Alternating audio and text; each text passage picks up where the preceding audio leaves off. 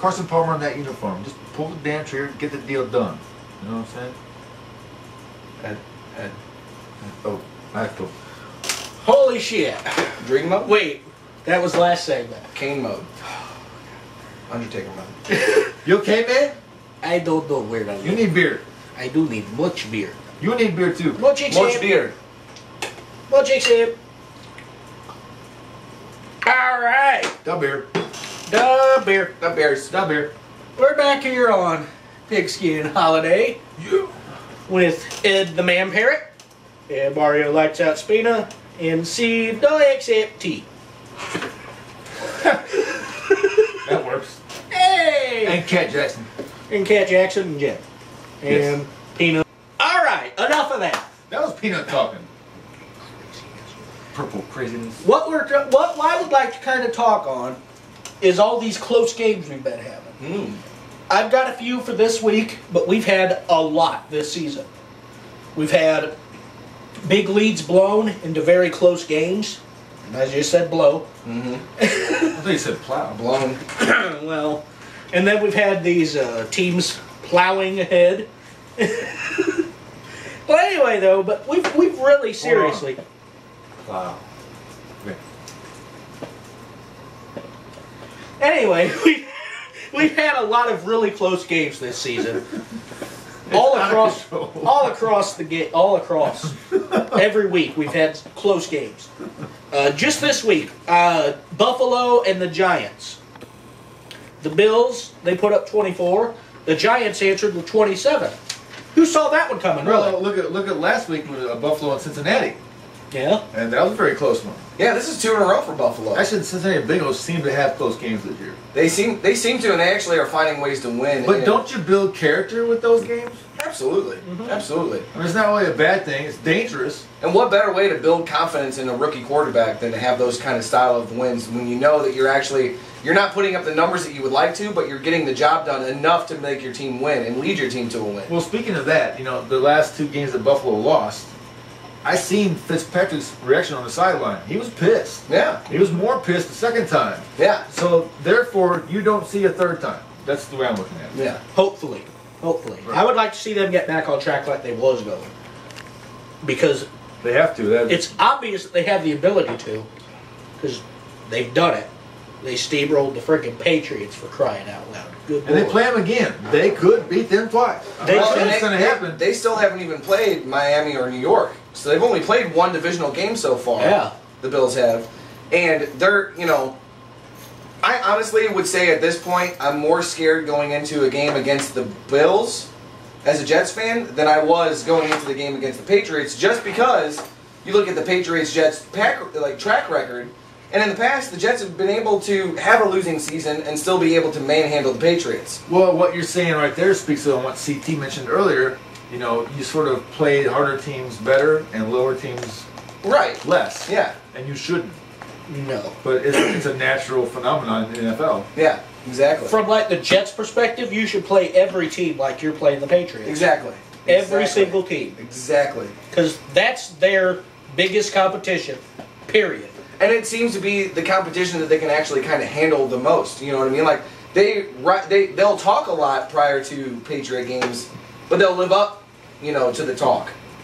Well, the thing about that whole deal is that through the regular season, they don't, and then during the postseason, they do. Or closer to the postseason, right? Whenever it gets later on in the season. The last 3 games or so. Yeah, right. But anyway, another game that was really close, one that kind of hits home for us because this is our team here. This is the one that we agree on. The one we agree on. Yeah. The one where we unify. Detroit. Is Pigskin. No?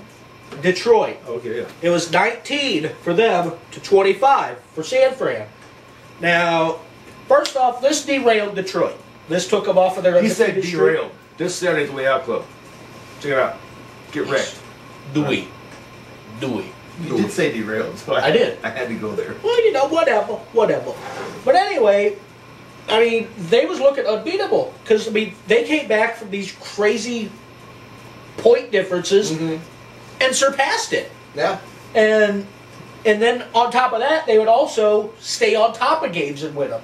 So, they was doing great. And then along comes Frank Gore in San Francisco. Right. Yeah. What in the hell?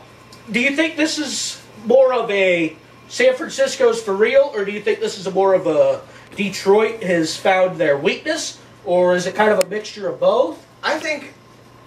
Or was it an off day? Or? I think that these are two teams that people definitely, by now, should be taking seriously in the NFL.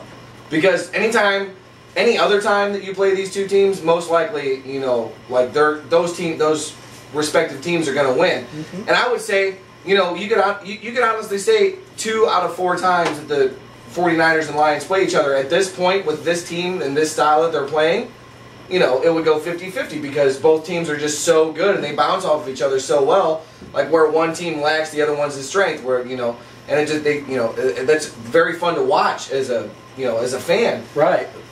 I don't really think that this necessarily derails the Lions. You said derail.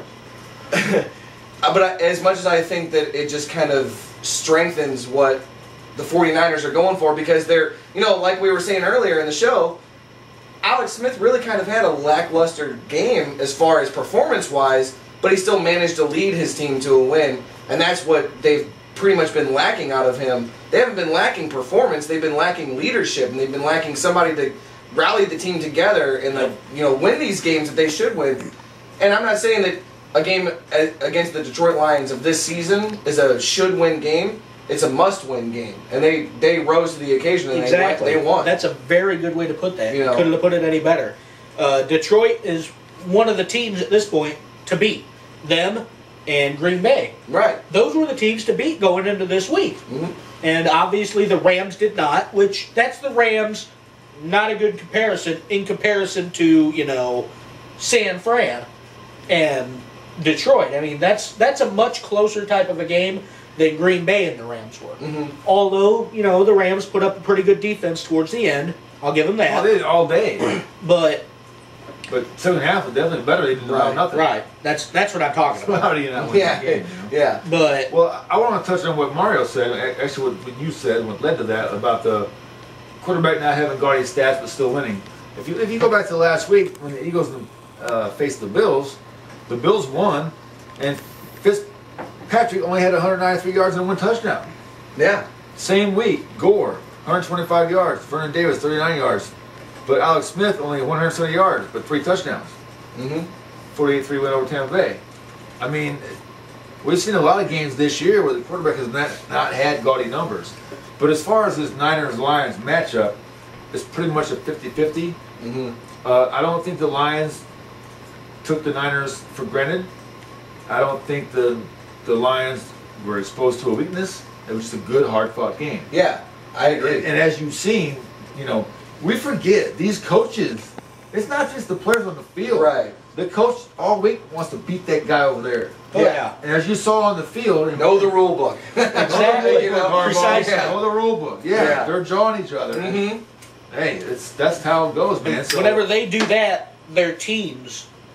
Oh, they rally around. Likely to They do rally that. around that big Whenever time. They follow behind their coach, and then behind that, they follow behind their quarterback. But this was a good game for both teams because Detroit. First of all, you worry about Detroit getting. If they're not used to winning so much, and they are, you worry about overconfidence and how you handle it. And the Niners are not used to winning, and they are, same situation. Right. So a game like this sort of secures your confidence in, okay, we had to fight a hard game there today. Yeah. Absolutely. Either A, we won a hard-fought game, or B, we're not as good as we thought. Right. Or whatever you want to spin that as. Yeah. Either way, both at 5-1 right now, right? Yeah, they're both 5-1. And and you and I talk about all the time, and all 3 of us talk about all the time, what's a good loss and what's a bad loss. Right. I would honestly say, as far as the Detroit Lions go, this is a good loss. You were going to lose eventually. It's a fluke what the Patriots did a few years ago, going 16-0 and then not being able to finish in the Super Bowl. I mean, that was a great Super Bowl, by the way. The Falcons last year were 15-1, or what was 14? What was the record last year? They lost It was a very good record. And their postseason performance did not match up anywhere near. Yeah, Patriots were 14-2 last year. The Patriots were 14-2 last year. That's what I meant. I got it wrong. But the Falcons also were super good in the regular season and lost the first. I honestly think, as far as these, we're seeing a lot of these future teams, kind of like the Browns are showing promise. They're going to eventually be a really good team. Detroit's already, they've been showing promise and they've been building their club, and now they're finally a really good team. Just like San Francisco, they've been building their club and they've been gaining the defensive, like more defensive players and like better, Patrick Willis, Alden Smith, all these guys that they're putting on, they're drafting to bring here, or that they're bringing into their club just to get this leadership and get their club going. Yeah. I think that I don't think that this is the last of these kind of games that we're going to see between San Fran and Detroit, because these are definitely two teams that are the up and to me are the up and coming teams of the NFL. Right. And that's what I'm trying to touch on there is that I agree with your statement that there's some teams turning over a new leaf. So you could see the NFL sort of start to turn a page. Yeah. And that Rolodex starts flipping through, and some teams like New England stay on top. If the Colts had Manning this year, they probably would have stayed there too. That's a totally different scenario if they have Manning. Right. So you have good teams staying in their spot. You have good teams going under and bad teams coming up. Then you have teams like Dallas kind of stuck in the middle. The Giants stuck in the middle. Mm-hmm. The Eagles.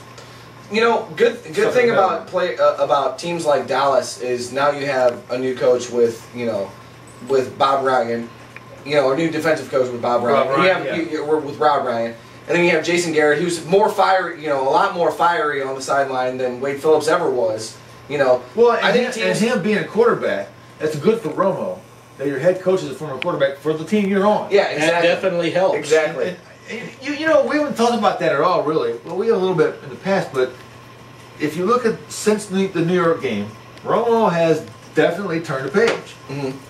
He's grown up, he's matured, he's gotten better on the field in game situations as a leader. He didn't flop. He's not flopped. No. Since then. He's actually stepped up.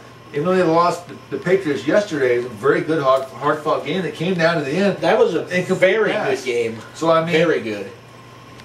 If I can, real quick on the Cowboys, this is what we're looking at. I can foresee a possible 10-6 season for them, and this is how I see it. They got St. Louis, they should win that one. They got Philadelphia twice. I look at a split with that. Mm-hmm. They got the Giants twice. I see a split with that. Yeah. I see them beating Seattle. I see them losing to Buffalo.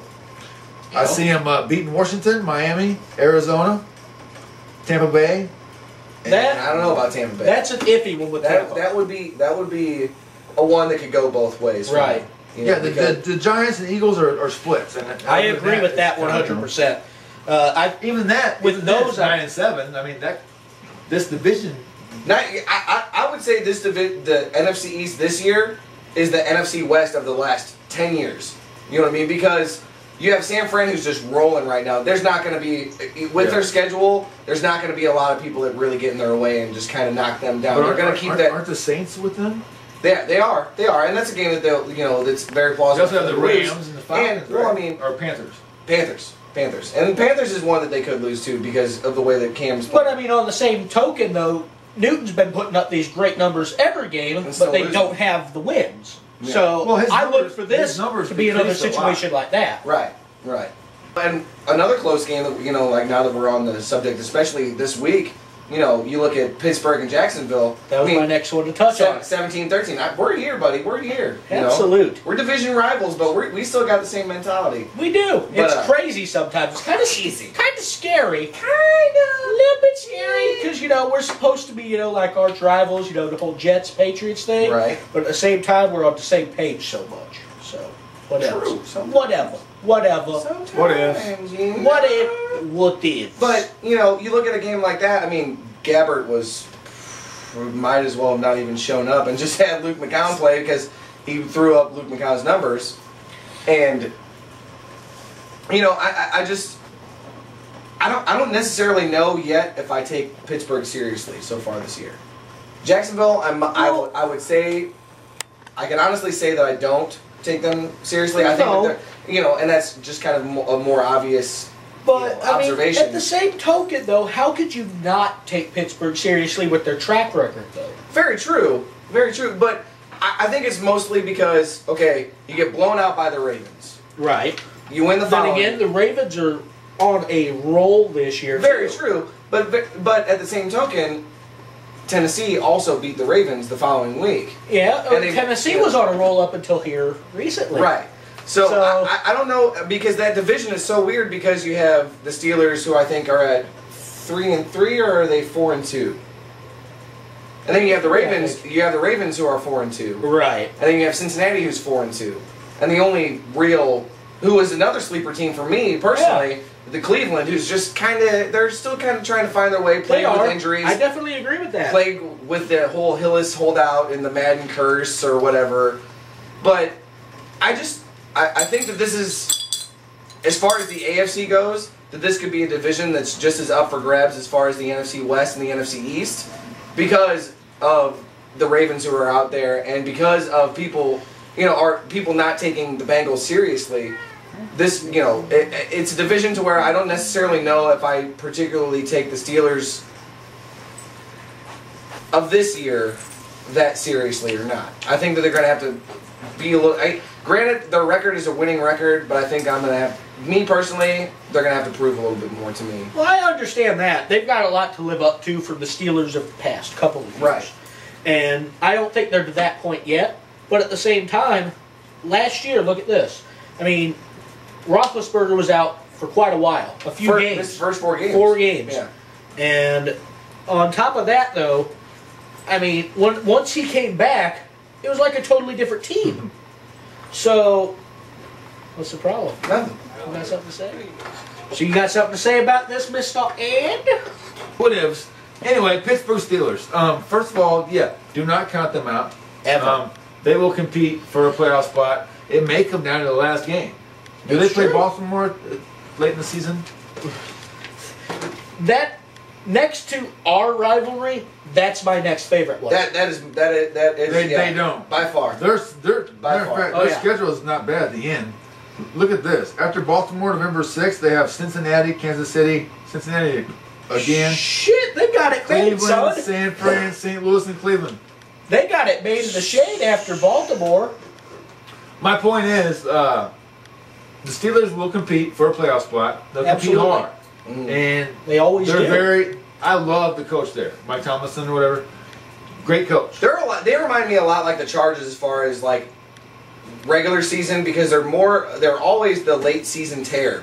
Like they always, they'll hit game 8 and they could be they can still be 4-2. Yeah, you're right, because last year they didn't have been the first 4 games. Right, they can still be 4-2 or 5-3 going into their bye week, or going into week 8. Then all of a sudden, bam, here it is. They just put it on, and like all of a sudden, Roethlisberger's lights out. Oh yeah. And you have Hines Ward getting 100 yards a game, and you have what's up with Heath that? Miller. It's just Well, here's my point I'm trying to make though. This year they'll compete for a playoff spot, and they'll be very dangerous, and they'll have to go through Baltimore to get there. I'm pretty sure. Yeah. If not New York and New England. And if Cincinnati wants to be taken seriously whatsoever, they need to go through both. Well, who says that doesn't happen? I mean, Very true. This year has been so unpredictable and so crazy on both sides, wins and losses and standings and, rankings and everything, that I will not discredit anything from happening. Right. The point I'm making about the Steelers is that, and I don't think no one said this yet, this is the last year for now that the Steelers have to make a run before they rebuild. Right. Because That's very possible. Hines Ward's not got a lot left, and the Wallace is up and coming, and he's going to want more money. And if they can't give it to him, then they're probably going to look to get rid of him and get somebody else. So, well, I'm looking at the team that we've seen the last few years is going to start dissipating. Rashad Mendenhall is on his way down. You're going to start seeing a new Steelers team, behind Big Ben. Right. Big Ben's going to be there. Yeah. Palomalu on the defense side, he won't be there a whole lot longer. I mean, he might be. He signed a new contract and all that, but Lamar Woodley is still he's there. injury prone. Palomalu. He's lights out when he's in there. Lamar Woodley and Harrison, I don't see going anywhere. I think No. that they're going to be the black and yellow until the day they die. So I mean, I think that no matter what, the Steelers will always be competitive. But I think that this is their last chance to really make a run at it.